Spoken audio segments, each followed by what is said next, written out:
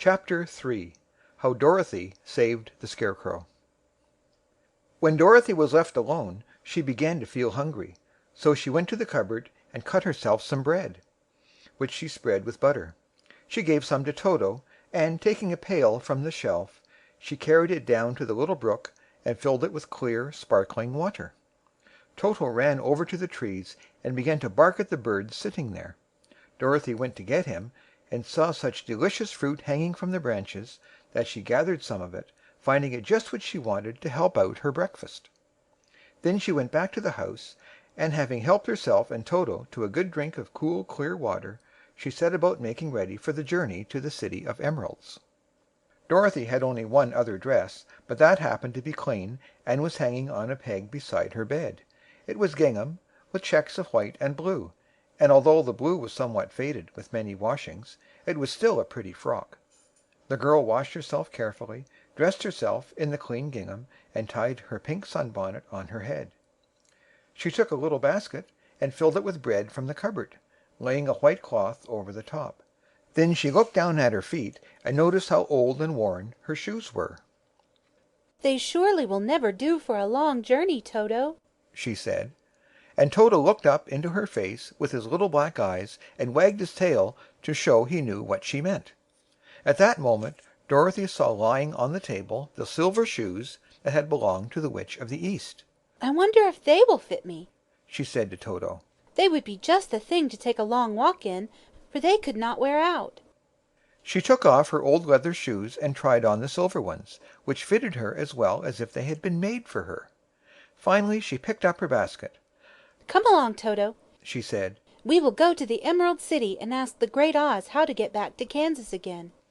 She closed the door, locked it, and put the key carefully in the pocket of her dress. And so, with Toto trotting along somberly behind her, she started on her journey. There were several roads nearby, but it did not take her long to find the one paved with yellow bricks. Within a short time she was walking briskly toward the Emerald City, her silver shoes tinkling merrily on the hard yellow roadbed. The sun shone bright and the birds sang sweetly, and Dorothy did not feel nearly so bad as you might think a little girl would who had been suddenly whisked away from her own country and set down in the midst of a strange land. She was surprised, as she walked along, to see how pretty the country was about her. There were neat fences on the sides of the road, painted a dainty blue color, and beyond them were fields of grain and vegetables in abundance. Evidently the Munchkins were good farmers and able to raise large crops.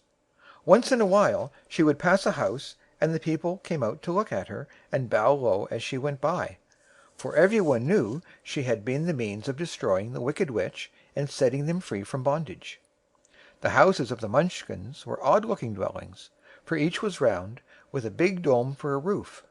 All were painted blue, for in this country of the East blue was the favorite color.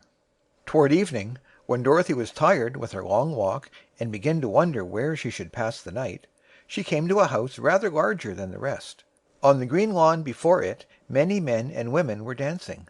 5 little fiddlers played as loudly as possible, and the people were laughing and singing, while a big table near by was loaded with delicious fruits and nuts, pies and cakes, and many other good things to eat. The people greeted Dorothy kindly and invited her to supper and to pass the night with them, for this was the home of one of the richest Munchkins in the land, and his friends were gathered with him to celebrate their freedom from the bondage of the wicked witch. Dorothy ate a hearty supper and was waited upon by the rich Munchkin himself, whose name was Bok. Then she sat upon a settee and watched the people dance. When Bok saw her silver shoes, he said, "You must be a great sorceress." "Why?" asked the girl. "Because you wear silver shoes and have killed the wicked witch. Besides, you have white in your frock, and only witches and sorcerers wear white." "My dress is blue and white checked," said Dorothy, smoothing out the wrinkles in it. "It's kind of you to wear that," said Bok. "Blue is the color of the Munchkins, and white is the witch color. So we know you are a friendly witch."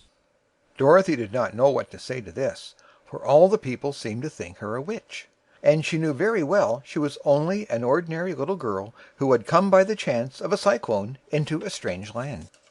When she had tired watching the dancing, Bock led her into the house, where he gave her a room with a pretty bed in it. The sheets were made of blue cloth, and Dorothy slept soundly in them till morning, with Toto curled up on the blue rug beside her. She ate a hearty breakfast, and watched a wee Munchkin baby, who played with Toto, and pulled his tail, and crowed and laughed in a way that greatly amused Dorothy. Toto was a fine curiosity to all the people, for they had never seen a dog before. "How far is it to the Emerald City?" the girl asked. I do not know, Answered Bock gravely. for I have never been there. It is better for people to keep away from Oz, unless they have business with him. But it is a long way to the Emerald City, and it will take you many days. The country here is rich and pleasant, but you must pass through rough and dangerous places before you reach the end of your journey.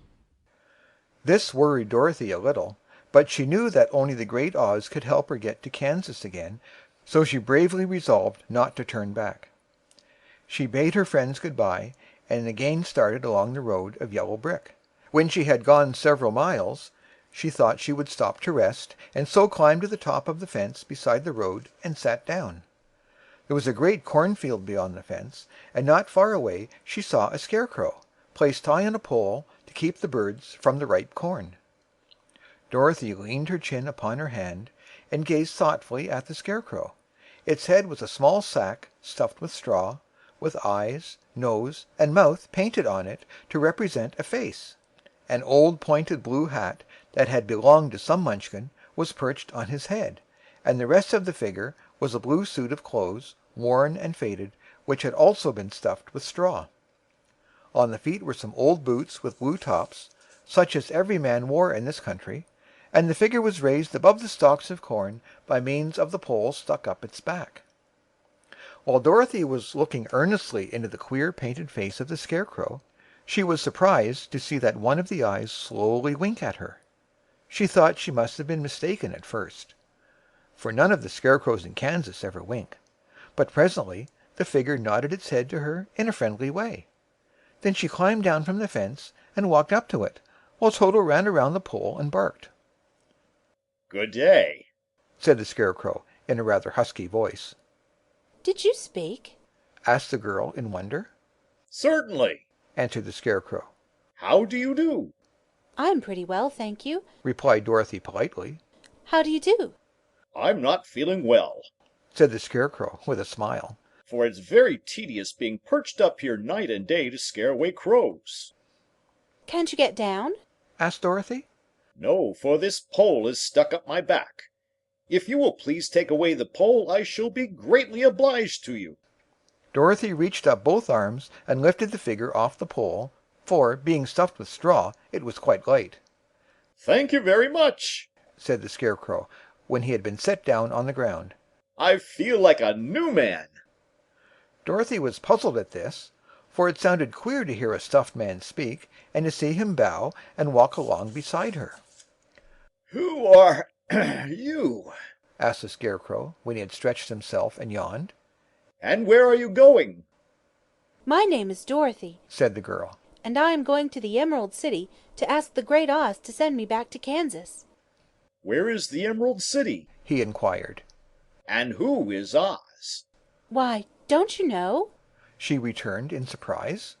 "You see, I am stuffed, so I have no brains at all." He answered sadly. "Oh, Said Dorothy. I'm awfully sorry for you."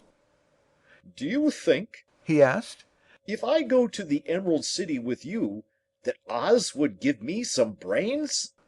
"I cannot tell, She returned. but you may come with me if you like.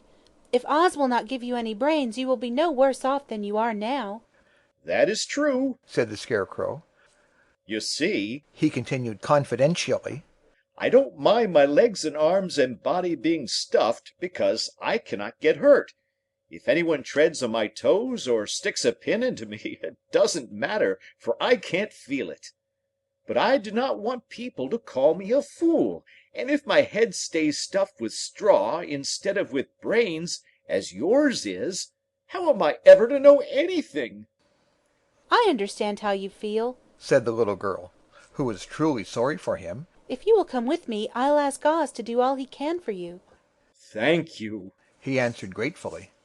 They walked back to the road. Dorothy helped them over the fence, and they started along the path of the yellow brick for the Emerald City. Toto did not like this addition to the party at first. He smelled around the stuffed man as if he suspected there might be a nest of rats in the straw, and he often growled in an unfriendly way at the Scarecrow. "Don't mind Toto," said Dorothy to her new friend. "He never bites."